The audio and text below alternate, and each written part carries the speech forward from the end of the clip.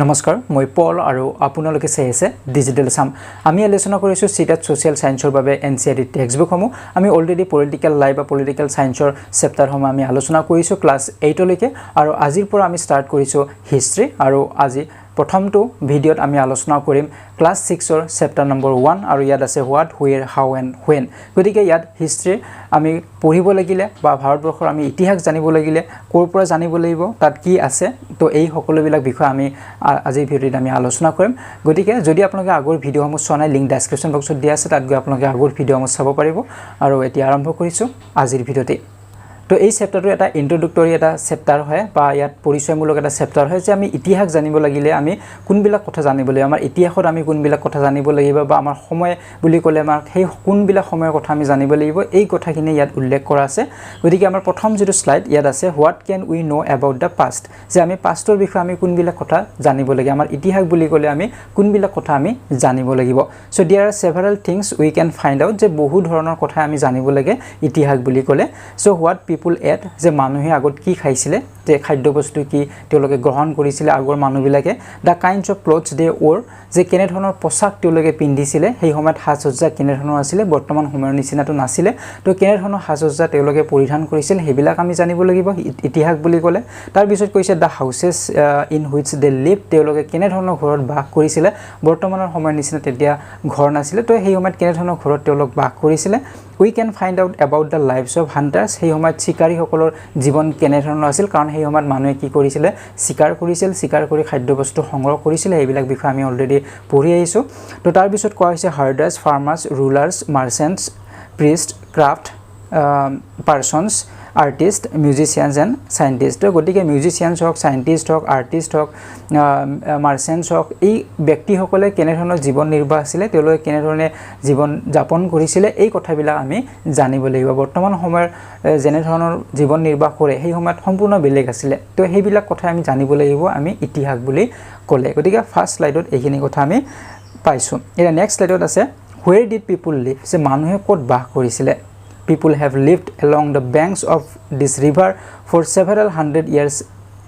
thousand years okay so ইয়াতে এইটোৱে কৈছে যে বহু হাজাৰ বছৰ আগত কি কৰিছিল মানুহে নদীৰ পাৰতে আমি হিন্দু নদীৰ কথা পাইছো সো হিন্দু সভ্যতাৰ কথা আমি পাইছো হৰপ্পা সভ্যতাৰ কথা পাইছো সেই সময়ত মানুহবিলাক কি কৰিছিল প্ৰায় নদীৰ পাৰতে বাস কৰিছিল কাৰণ তেওঁলোকৰ লাইভলিহুড জীৱন নিৰ্বাহ সহজ হৈ পৰিছিল যেতিয়া নদীৰ পাৰতে তেওঁলোকে থাকিব কাৰণ তাত খাদ্য বস্তু বিচাৰি পাইছিল যাতায়াতো সেই সময়ত পানীৰে যাতায়াত হৈছিল গতিকে সেইভাবে কি কৰিছিল ব্যাংকস অফ ৰিভাৰ নদীৰ কাখত তেওঁলোকে বাস কৰিছিল some of the earliest people who lived here were skilled gatherers they also hunted animals আৰু সেই সময়ত তেওঁলোক কি আছিল মানুহবিলাক গেদাৰাৰ আছিল তেওঁলোকে খাদ্য বস্তু সংগ্ৰহ কৰে বিভিন্ন ঠাইত ঘূৰি ফুৰে আৰু ঘূৰি ঘূৰি খাদ্য বস্তু ফল মূল সকলোবিলাক সংগ্ৰহ কৰে গতিকে গেদাৰাৰ বুলি কোৱা হয় আৰু তেওঁলোক কি কৰা হয় they also hunted animals তেওঁলোক আনকি জন্তুবিলাকো হান কৰিছিল শিকাৰ কৰিছিল আৰু হেবিলাক ভক্ষণ কৰিছিল গতিকে এনে ধৰণে মানুহবিলাক বাস কৰিছিল আৰু ব্যাংক অফ দা ৰিভাৰ নদীৰ পাৰত বাস কৰিছিল তো নেক্সটত কোৱা হৈছে দা প্লেसेस where rice was first grown are to the north of the Vindhyas তো এটো মনত ৰাখিবলৈ যে প্ৰথম ৰাইস কোড উৎপাদন হৈছিল এটো হৈছিল নৰ্থ অফ দা বিন্ধ্যৰ উত্তৰ ফালে প্ৰথম ৰাইস উৎপাদন হৈছিল গ্ৰো কৰিছিল তো এটো মনত ৰাখিব লাগিব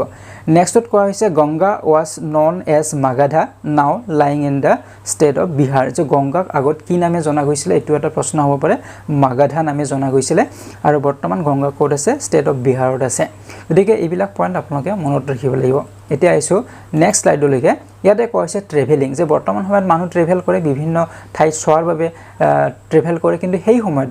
সময়ত অতীতত কিয়ত মানুহে ট্ৰেভেল কৰিছিল তো সেই বিষয়ত কোৱা হৈছে যে people travel from one part of the subcontinent to another এটা সাবকন্টিনেন্টৰ পৰা আন এটা সাবকন্টিনেন্টলৈকে মানুহে সেই সময়ত কি কৰিছিল ট্ৰেভেল কৰিছিল the hills and the high mountains including the Himalayas deserts rivers and the seas made journey dangerous at times সেই সময়ত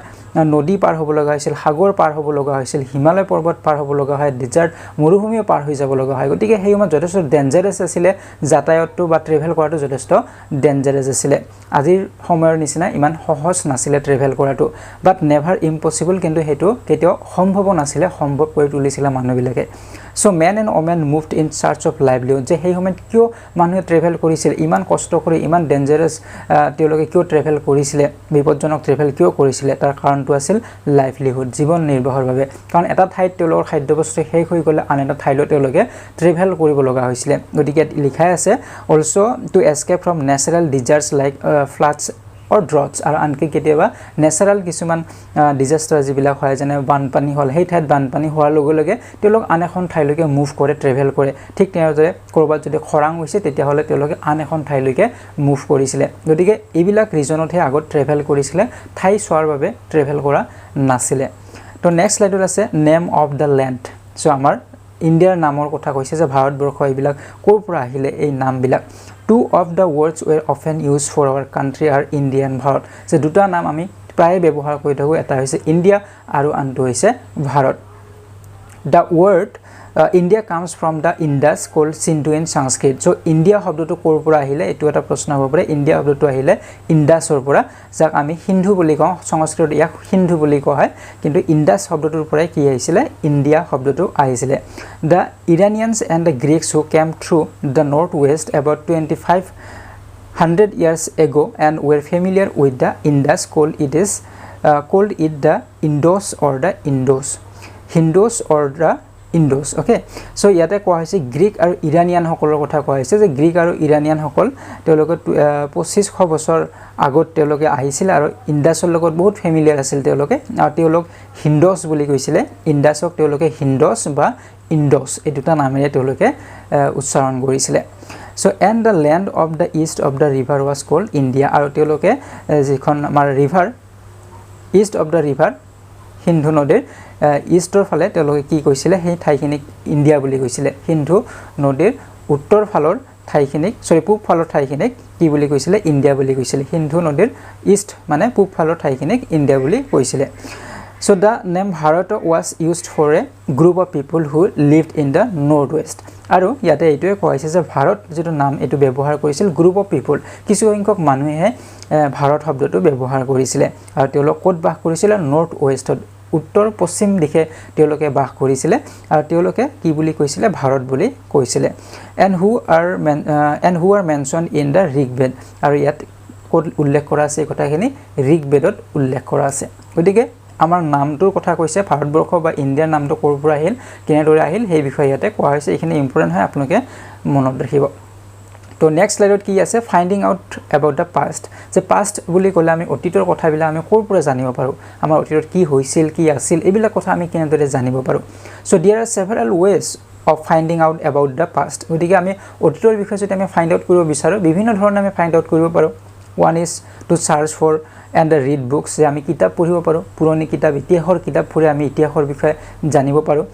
that were written long ago যিবিলাক বহুত বছৰ আগত লিখা হৈছিল so these are called manuscripts আৰু এইবিলাক কি বুলি কোৱা হয় manuscript বুলি কোৱা হয় যাক আমি হাতেৰে লিখা হয় তাক হস্ত লিপি বুলি কোৱা হয় অসমীয়াত ক'লে so because they were written by hand কাৰণ এইবিলাক হাতেৰে লিখা হয় সেইবাবে হস্তলিপি বুলি কোৱা হয় গতিকে ইয়াত উল্লেখ কৰা আছে this comes from the latin word manu so এই manuscript যেটো শব্দ এটো ক'ৰ পৰা আহিছে লেটিন এটা শব্দ মেনুৰ পৰা আহিছিল manuscript so meaning hand আৰু ইয়াৰ অৰ্থটো হৈছে hand হাত বুজায় লেটিন শব্দটোৱে so these were usually written on the palm leaf আৰু এই যিখন হস্ত লিপি বা manuscript এইবিলাক ক'ত লিখা হৈছিল palm leaf palm গছৰ পাতত লিখা হৈছিল palm leafত লিখা হৈছিল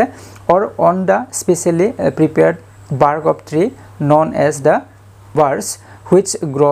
which grows in the Himalayas so ইয়াতে কি কোৱা হৈছে যে palm leafত এইবিলাক লিখা হৈছিল ইয়াৰ ওপৰত বাৰ্চ নামৰ এবিধ গছ আছে এই গছৰ বাকলিটো লিখা হৈছিল আৰু এই গছবিলাক ক'ত পোৱা যায় হিমালয় পৰ্বতত পোৱা যায় গতিকে এইখিনি কথা আপোনালোকে মনত ৰাখিব palm leafত লিখা হৈছিল বাৰ্চ ট্ৰিত লিখা হৈছিল মানে ট্ৰিৰ বাকলিত লিখা হৈছিল আৰু এইবিলাক ক'ত পোৱা যায় হিমালয় পৰ্বতত পোৱা যায় গতিকে এইখিনি কথা আপোনালোকে মনত ৰাখিব লাগিব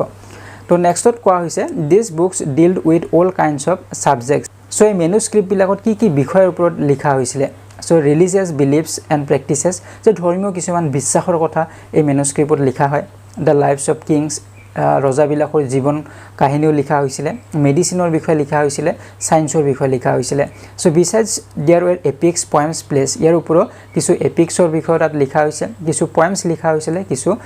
প্লে বা নাটকো লিখা হৈছিল আপোনালোকে তলত দেখিছে এইখন হৈছে মেনুস্ক্ৰিপ্ট এনে ধৰণে লিখা হৈছিল পাম লিফত বা বাৰ্ছ ট্ৰিৰ বাকলিত লিখা হৈছিল So many of these were written in the Sanskrit কিছুমান ইয়াতে কি লিখা হৈছিল সংস্কৃতত লিখা হৈছিল আৰু other were in Prakrit কিছুমান প্ৰাকৃত ভাষাত লিখা হৈছিল আৰু কিছুমান তামিল ভাষাতো লিখা হৈছিল গতিকে এই তিনিটা ভাষাত লিখা হৈছিল এই মেনুস্ক্ৰিপ্ট বিলাক তো এইখিনি আপোনালোকে মনত ৰাখিব তো নেক্সটত কোৱা হৈছে we can also study inscriptions so এটা ইনস্ক্ৰিপচনৰ পৰাও আমি ইতিহাসৰ বিষয়ে জানিব পাৰো আমাৰ অতীতৰ বিষয়ে জানিব পাৰো যে ইনস্ক্ৰিপচনছ মানে কি so these are written writings on relatively hard surface hard surfaceত এইবিলাক লিখা হয় such as stone হিলত লিখা হয় তলত আপোনালোকে ছবি দেখিছে হিলত কাটি কাটি লিখা হৈছে বা মেটেল যিকোনো ধাতুৰ ওপৰত লিখা হয় কাটি কাটি তো এইবিলাকক কোৱা হয় ইনস্ক্ৰিপচনছ এনে ধৰণৰ পুৰণি আমাৰ বিভিন্ন আমাৰ ফলি আছে যিবিলাকত লিখা আছে পুৰণি কথাবিলাক লিখা আছে আমি এইবিলাকৰ আমি ইতিহাসৰ বিষয়ে জানিব পাৰো সো ইয়াতে লিখা আছে যে sometimes kings got their orders inscribed or so that people could see read and obey them গতিকে ৰজাবিলাকে এনে ধৰণে খোদিত কৰিছিল যাতে এইবিলাক পঢ়িব পাৰে মানুহে বুজিব পাৰে আৰু এইবিলাক মানি চলিব পাৰে গতিকে তাৰ বাবে এইবিলাক লিখা হৈছিল তো এইবিলাকৰ পৰা আমি জানিব পাৰো আমাৰ ইতিহাসৰ বিষয়ে তো নেক্সটত কোৱা হৈছে who study past objects are called archaeologists ইয়াত আৰ্কিওলজিষ্টৰ কথা কোৱা হৈছে যে আৰ্কিওলজিষ্ট বিলাকে কি কৰে আৰ্কিওলজিষ্ট বিলাকে আমাৰ অতীতৰ কিছুমান বস্তু এইবিলাক ষ্টাডি কৰে যেনে they study the remains of the building যে পুৰণি এটা বিল্ডিং সেই বিল্ডিংটো তেওঁলোকে ষ্টাডি কৰি কোন সময়ৰ বিল্ডিং হয় কোন ৰজাৰ সময়ৰ বিল্ডিং হয় এইবিলাক তেওঁলোকে উদ্ধাৰ কৰিব পাৰে so made of stone and brick paintings and the sculpture কিছু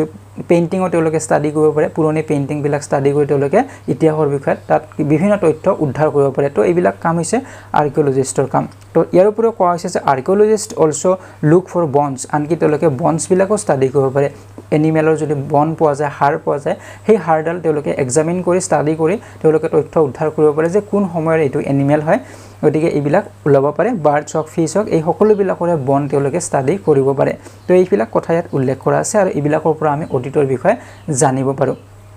তো নেক্সটত কোৱা হৈছে হেকত কোৱা হৈছে হোয়েন আৰু হোয়েনত আমি প্ৰায় ইতিহাস যেতিয়া পঢ়িম আমি তাত সন কিছুমান পাওঁ ডেটস কিছুমান পাওঁ তাত আমি এডি আৰু বিসি দেখা পাওঁ সো এডি মানে কি এনো ডমিনিক এডি বুলি কয় আৰু বিসি মানে হৈছে বিফৰ খ্ৰাইষ্ট সো যীশু খ্ৰীষ্টৰ জন্মৰ আগৰ সময় যদি বুজায় তেতিয়া আমাৰ প্ৰায় আমাৰ কি লিখা থাকে বিসি বুলি লিখা থাকে তাৰ মানে ইয়াক সেই সনটো বা সেই সময়খিনি কেতিয়া যীশু খ্ৰীষ্টৰ জন্মৰ আগৰ সময়ত সো বিফৰ দা খ্ৰাইষ্ট হ'ব আৰু এডি মানে হৈছে এনো ডমিনি বুলি বুজায় আৰু এটো কি কোৱা হয় in the year of the lord যি সময় সোৱাদ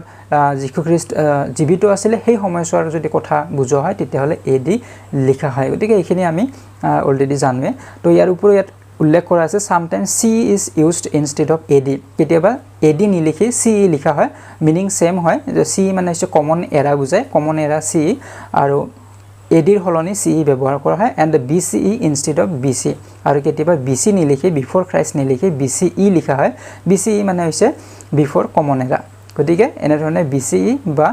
ce লিখিব পাৰে ad বা bc ৰ হলনি গতিকে এইখিনি সিম্পল কথা এইখিনি আমি অলৰেডি জানো গতিকে বেসিক্যালি এইখিনি কথাই এই চ্যাপ্টাৰটোত উল্লেখ কৰা আছিল গতিকে থুলমুলকে আমি যিখিনি ইম্পৰ্টেন্ট কথা সেইখিনি আমি ইয়াত আলোচনা কৰিলো এতিয়া নেক্সট ভিডিওত আমি চ্যাপ্টাৰ নম্বৰ 2 আলোচনা কৰিম গতিকে যদি ভিডিওটি ভাল লাগিছে লাইক আৰু শেয়াৰ কৰিব যদি এতিয়াও চেনেল সাবস্ক্ৰাইব কৰা নাই তেনে চেনেল সাবস্ক্ৰাইব কৰক আৰু কাষৰে থকা বেল আইকনটো প্ৰেছ কৰিবলৈ একেবাৰে নপৰিব আজিলৈ বিদায় লৈছো ধন্যবাদ